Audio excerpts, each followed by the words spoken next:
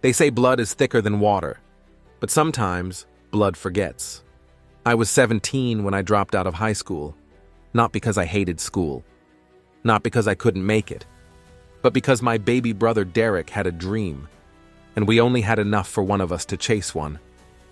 I gave him my future, so he could build his, and now I watch him on TV every evening, while I sit on a milk crate in a freezing garage, smelling like oil and regret. Before we dive in, if this story moves you, drop a comment letting us know where you're watching from.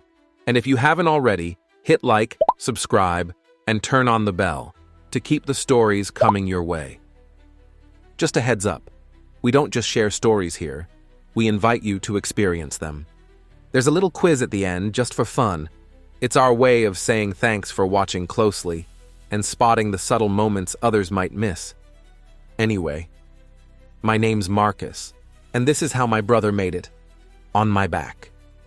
I remember the exact moment I decided to quit school. We were at the kitchen table, just me and Derek. Ma had passed the year before, and Dad had split way before that. We had one cracked bowl of spaghetti between us, and one letter on the table. Derek's acceptance to a fancy prep school. Full scholarship, but not full enough. There were books, travel, uniforms, stuff we couldn't afford. I looked at my little brother, light-skinned, wide-eyed, holding that letter like it was gold. He was only 13, but he already had that sparkle. That presidential kind of confidence, the kind that makes people believe in you before you even say a word. I told him, "You're going." He said, "But what about your senior year?" I shrugged. "Doesn't matter. One of us makes it. That's enough." So I dropped out, took the first job I could, fixing brakes in a dusty garage on the edge of town.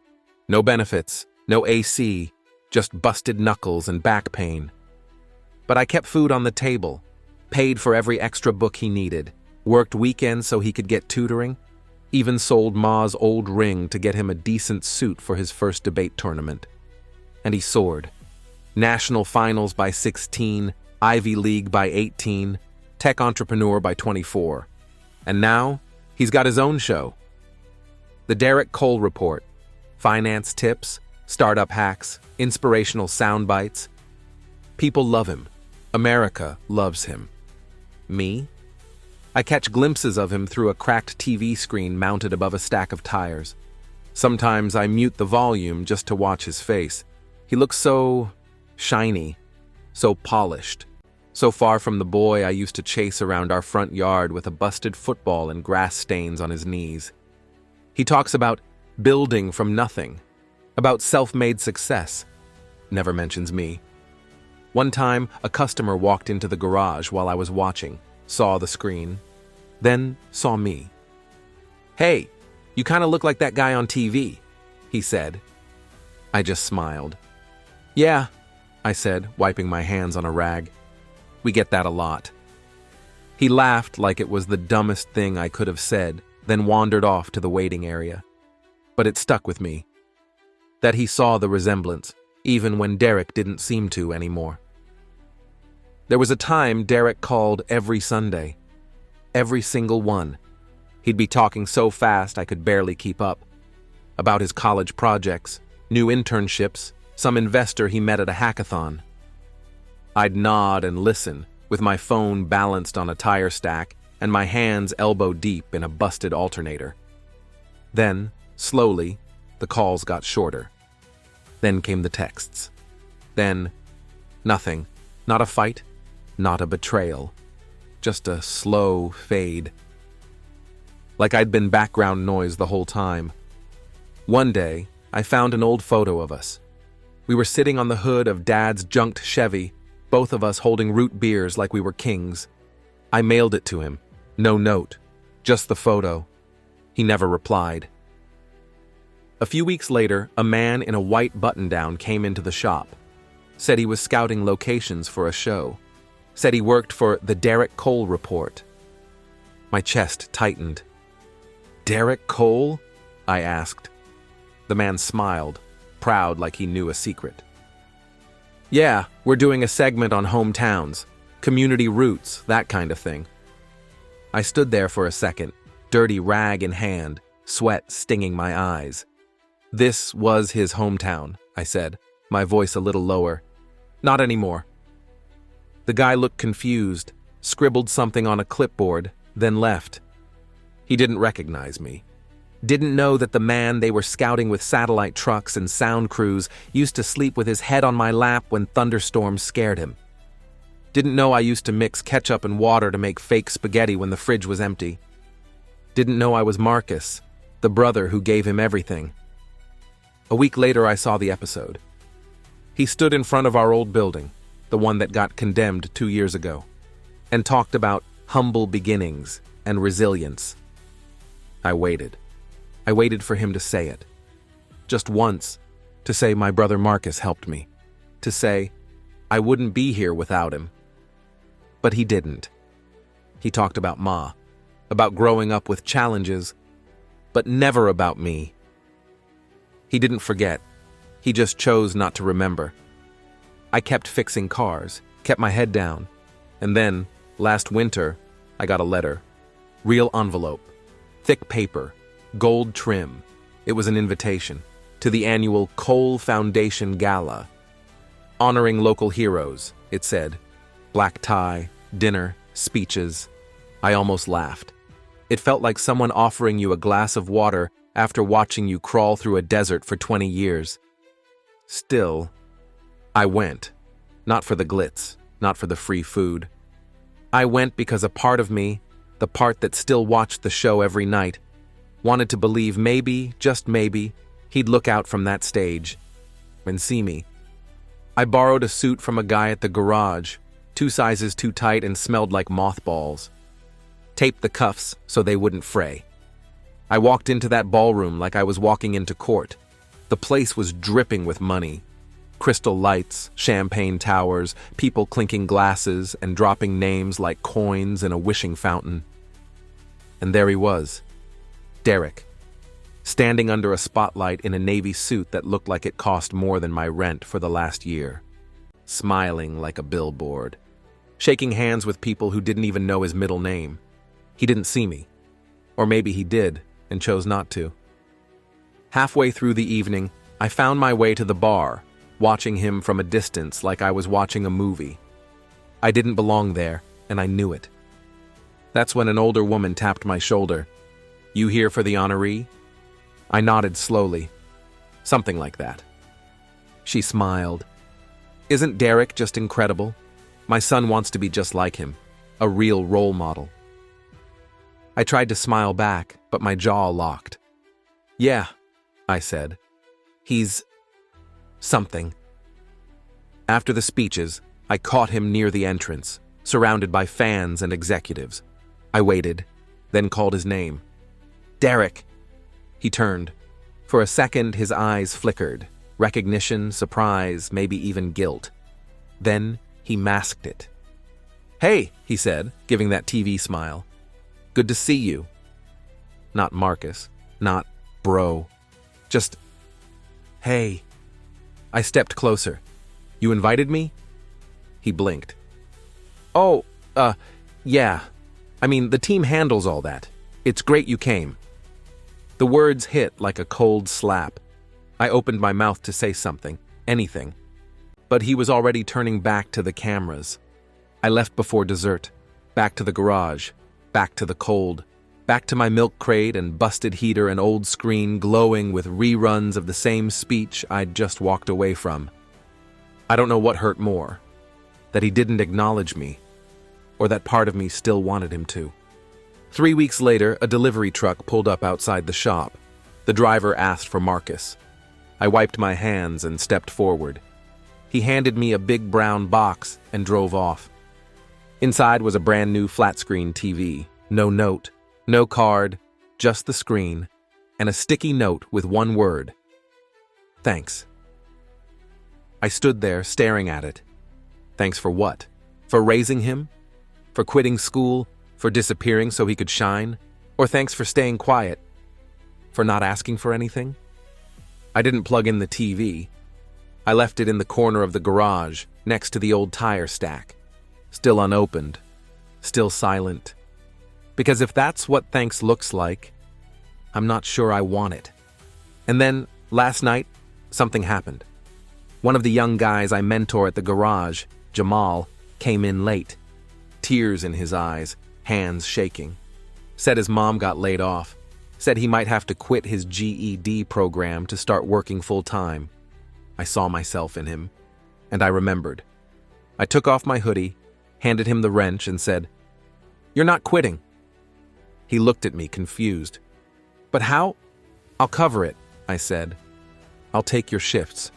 You stay in school." He hesitated, then nodded, eyes wide and grateful. And just like that, the cycle began again. I sat on that same milk crate after he left. Same cracked screen, same silence, but something felt different. Lighter. I thought I'd given everything to Derek. But maybe what I gave him wasn't meant to come back. Maybe what I gave was meant to pass on. The next morning, I showed up early. Earlier than usual. Before the cold had a chance to bite too deep, before the noise of wrenches and engines drowned out my thoughts. I swept the bay, organized the socket trays, even tightened a loose hinge on the garage door no one ever cared about. And when Jamal walked in, still wearing that oversized hoodie with holes in the cuffs, he looked surprised, like he expected I'd change my mind. "You sure about this, Marcus?" he asked quietly. I didn't answer, just tossed him a pair of gloves and nodded toward the truck we'd been meaning to fix for weeks.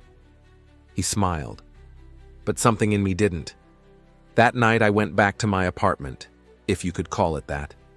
It was above the shop, tucked behind a door that squeaked every time I opened it. The walls were thin, the heater even thinner. There was a single mattress on the floor, a dented microwave on a crate, and a photo of Ma taped to the fridge door. No curtains, no rugs, no luxuries, but it was mine. Every inch of it had been earned, scraped together from years of grease and sweat. I sat at the edge of the mattress, thinking about Derek, wondering if he even remembered this place, wondering if he'd ever once tried to come back, not as a celebrity, not for a show, just as my brother. But we never talked about that. Not after the gala. Not even when he sent the TV. We never sat across from each other and asked the hard questions. Never once said, "Why didn't you call? Why didn't you thank me? Why did we stop being us?" Because we both knew the answers would burn. A week later, a letter arrived. No return address.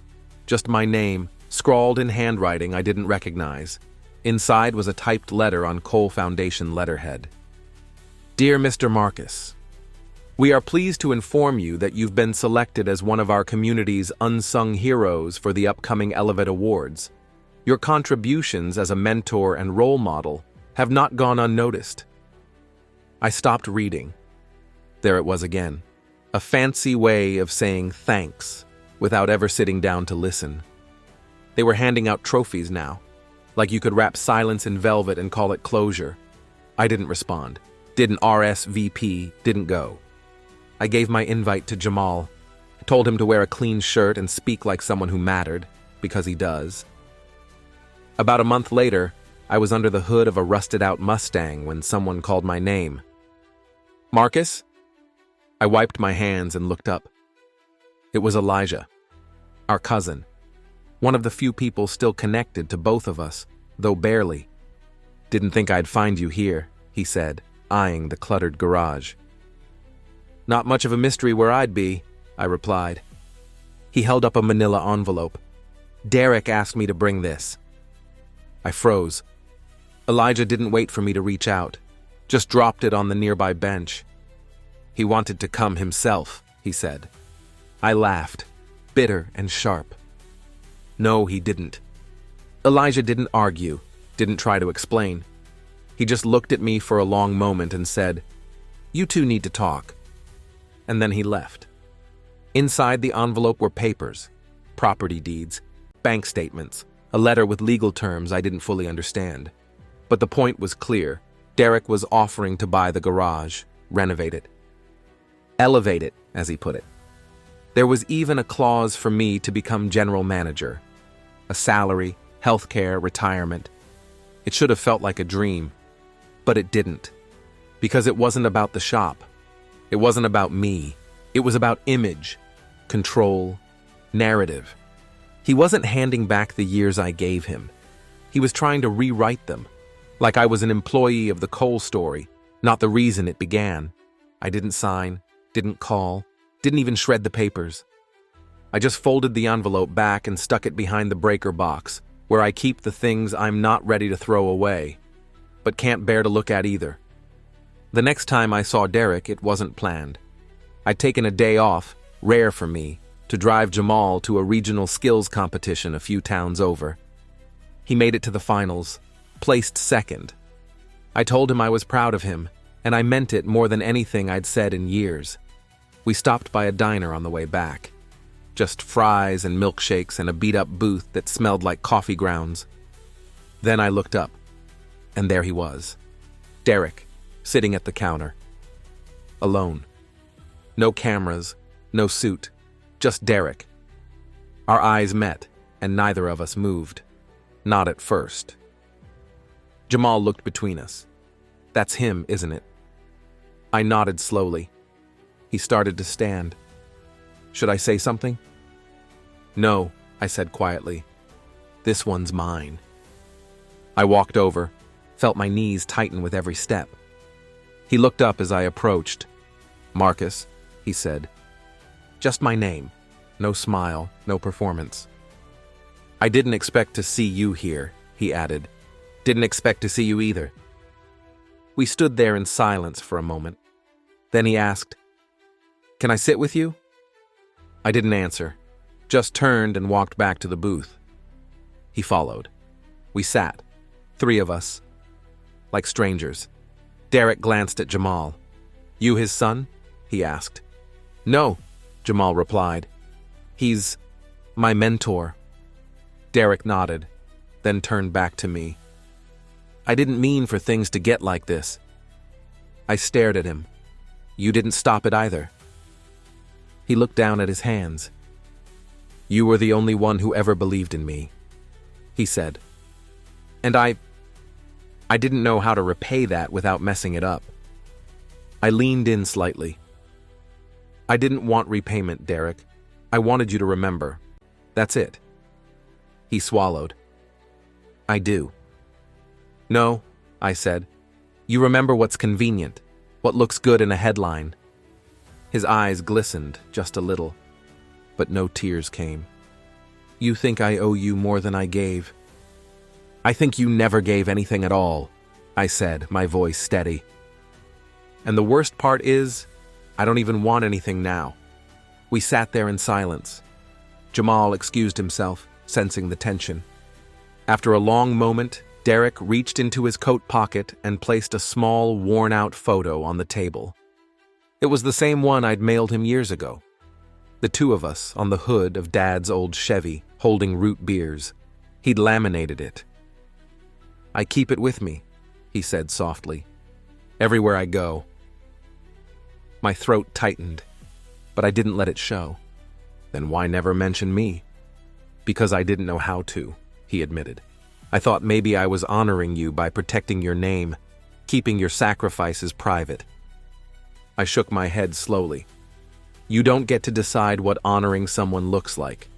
You ask them. He nodded. I'm asking now. We didn't hug, didn't shake hands, didn't cry. He just stood up, placed a $100 bill on the table and said, I'm staying in town a few more days. If you ever feel like talking. He didn't finish the sentence. Just walked out. When I returned to the booth, Jamal slid back in across from me. You okay? He asked. I nodded slowly. Yeah, but nothing's fixed. He frowned.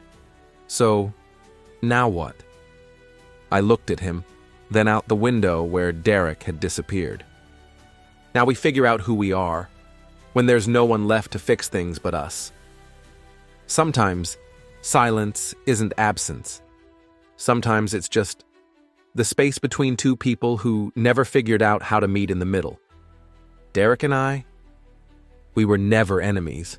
Just two boys who grew up speaking love in different languages and never stopped assuming the other one could translate. And maybe that's the hardest part about sacrifice.